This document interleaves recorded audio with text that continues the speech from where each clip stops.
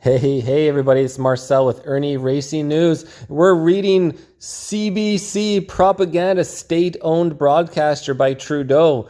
But even so, they still can't avoid the subjects such as the electric vehicle that they're pushing on everybody with their Agenda 2030. I just did a story on that yesterday and today about Agenda 2030. EV mining and demand for Agenda 2030 was the one today that just came out. And so forth. And, Daniel Smith versus Trudeau's lackey environmental minister. They're trying to force everybody into electric cars at certain percentages by certain years in the next 4, 6, 8, 10 years.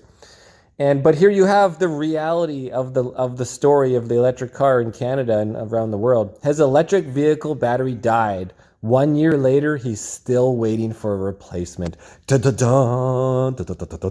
Supply chain issues, changing technology make it harder to find batteries for older EV models.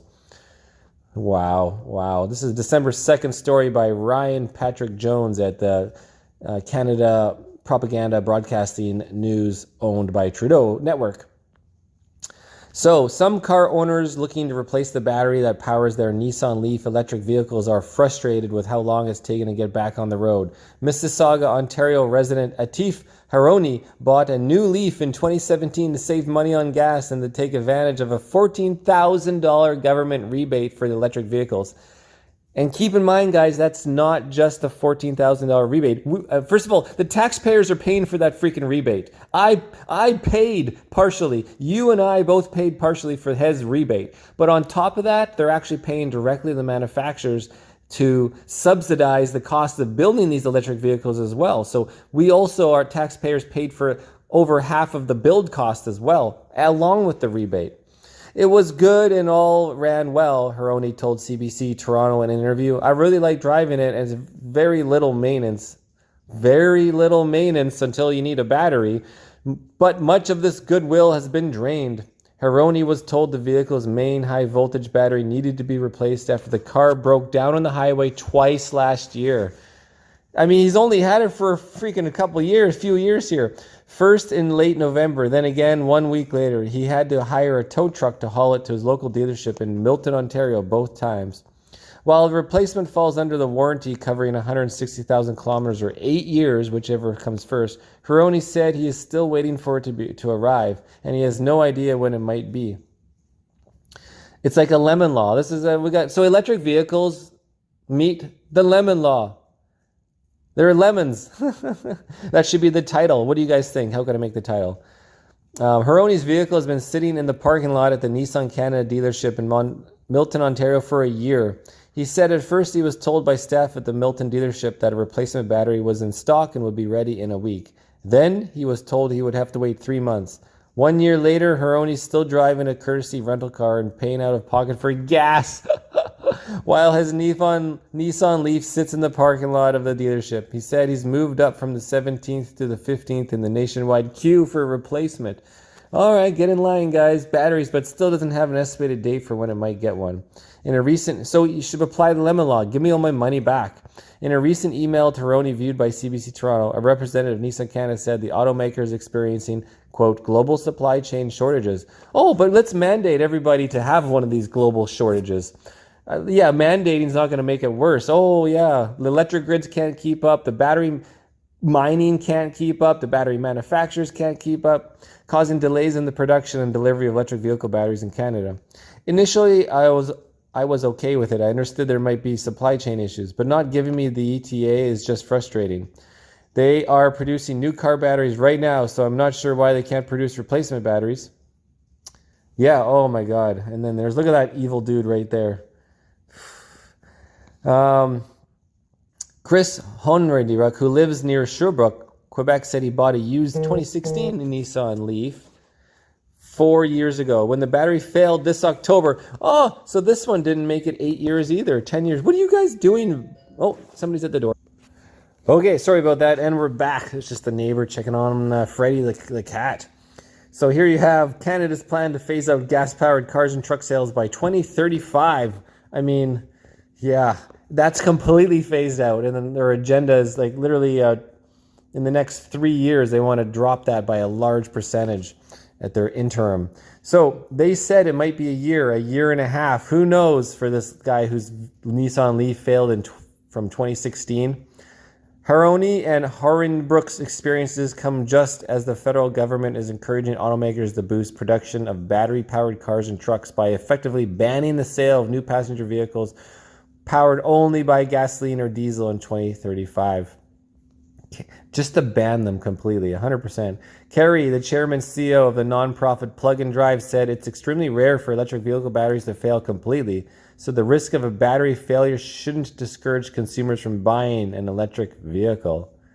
This is who they have commenting on these batteries. Like, maybe it's rare to have battery fires, but I've seen them. I've seen electric battery fire before. I had one of my my motorcycle, street bike at the racetrack. It was getting overcharged from the bad regulator, and then the overcharge causes the lithium battery that I was running, a lithium battery, to then, it literally starts its own fire and it'll burn completely until it's melted right through the entire motorcycle. So you have to get the battery out of the vehicle before it melts through and catches the whole bike on fire. And they just don't stop burning. A fire extinguisher, it doesn't just stop it. It's like a molten lava on fire. A lemon can happen, but the data that we have shows exactly that the batteries are lasting extremely, extremely well. What data? Here is the picture of Chris Hornibrook's Nissan Leaf dead. He's got a courtesy vehicle as well. So they're going to need a lot of gasoline courtesy vehicles, huh? Nissan Canada working diligently on replacement battery. CBC Toronto reached out to Nissan Canada about Irnie's case, requesting an interview and sending a detailed list of questions. In an email statement, spokesperson Dwa Jazuli wrote, "We have been working diligently on a compatible replacement battery for the 30 kilowatt an hour lithium-ion battery included in the model year 2017 Leaf, which is no longer in production, and are approaching a sustainable fix for the Canadian market."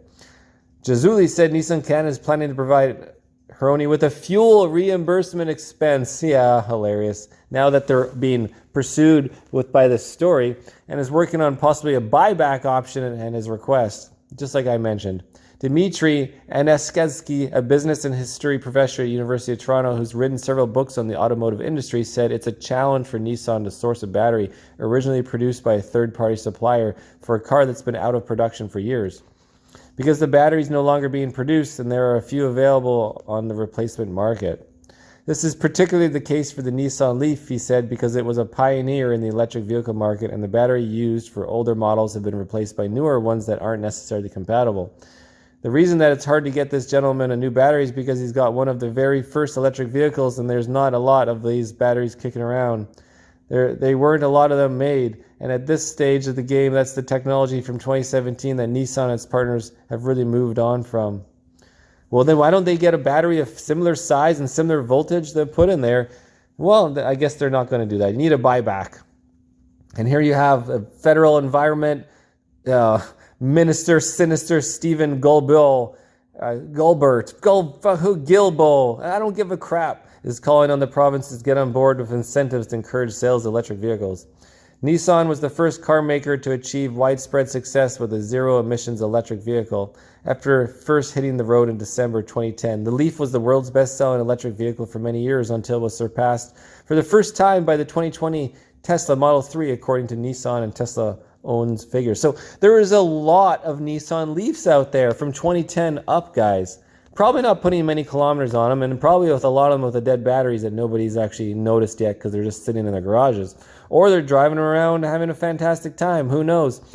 Nissan said it has sold 20,000 Leaf vehicles in Canada since its launch. There you go. 20,000 problems coming at you in the next few years. After CBC News contacted Nissan he said the company reached out to him this week to apologize and inform him they're looking to pay him back for the gas. See? That's the only reason. There's your reporter at Canada Propaganda, state-owned broadcaster, Toronto. Thanks for hanging out with me, everybody. What do you think? How long is your battery going to last? How long are my Battleborn batteries going to last for my RV? How many charge cycles? Cheers.